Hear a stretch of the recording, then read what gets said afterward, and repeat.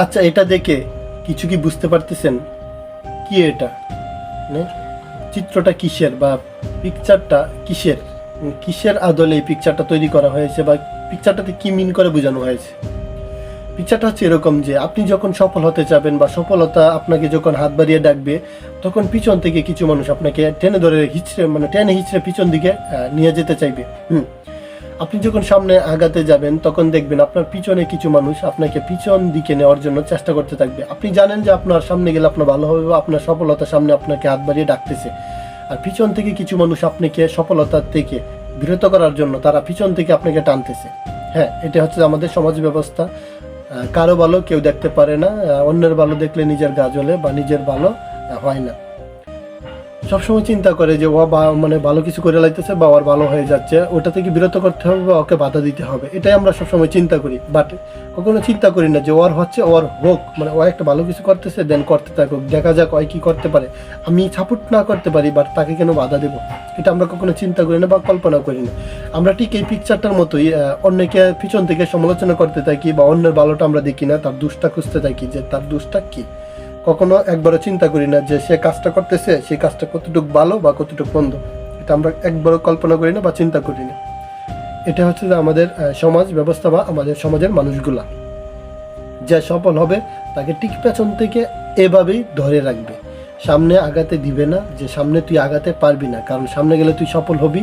আমরা চাই না তুই সফল হ, তুই পিছনে থাক, তুই ব্যর্থ হবি, তুই সফল ব্যক্তি হতে পারিস না বা হতে পারবি না। পিকচারটা এরকমভাবে বোঝানো হয়েছে। বাট যার চিন্তাধারা এক বা মনের শক্তি আছে বা মনে বলা আছে, সে কখনো পিছন ফিরে তাকাবে না বা পিছনের কটুকতায় মনোযোগ দিবে না, সামনের দিকে এগিয়ে যাবে, নিজেকে সফল করার চেষ্টা করবে বা নিজের কাজ অব্যাহত রাখবে, নিজের কাজ করে যাবে, তখনই সফলতা আসবে।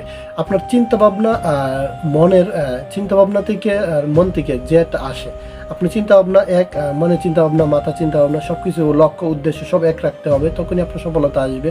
আর সফলতা যখন আসবে ঠিক এভাবেই কিছু একদল লোক পিছন থেকে আপনাকে টেনে ধরে রাখবে, কারণ ওরা চাইবে না আপনি সফল হন বা ওরা আপনার সফলতা দেখতে চায় না।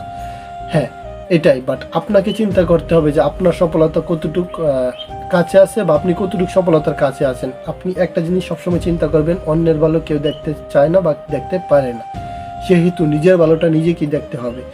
আপনার সফলতা অন্যের সমালোচনার কারণ হয়ে দাঁড়াবে, তো সেই ক্ষেত্রে সফলতার দিকে এগিয়ে যাওয়াটাই বেটার। পিছনে ফেরা যাবে না বা পিছনের লোকের কথা কানে দেওয়া যাবে না। আপনি কি করতেছেন আপনি নিজে জানেন, আপনার দ্বারা হবে বা আপনি করতেছেন ভালো হচ্ছে, বাট সমালোচনা থাকবেই। আর সমালোচনা ছাড়া সফলতা কখনো আসে না। হ্যাঁ, আর যারা সমালোচনা করে তারা কখনো সফল হতে পারে না। সফলতা আর সমালোচনা দুই দিকে নিয়ে যায়। আর সফলতা হচ্ছে যে আপনাকে সফল করে নিবে বা সফল একজন ব্যক্তি হিসেবে প্রতিষ্ঠিত করবে, আর সমালোচনা সবসময় আপনাকে পিছিয়ে ফেলে রাখবে বা ব্যর্থতার চাবিকাঠি দিয়ে ঢেকে রাখবে।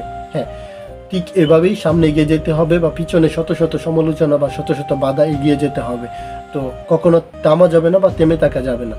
থামার জন্য আসিনি বা থামতে আসিনি, সামনে আগাতে হবে, সামনে এগিয়ে যেতে চাই, সামনে আগাবো, এই চিন্তা ভাবনা মাথায় রাখতে হবে, মাথায় থাকতে হবে যে আমার লক্ষ্য আর উদ্দেশ্য সব এক, আমি পারবো, আমার দ্বারা হবে, আমি চাই, আমি করব, এটাই ঠিক মাথায় রাখতে হবে। আর পিছনে কে কী বললো না বললো ওইটা দেখার সময় নেই, এভাবেই যাবেন, এগিয়ে যাবেন, তাহলে সফলতা আসবে বা সফল হওয়া যাবে।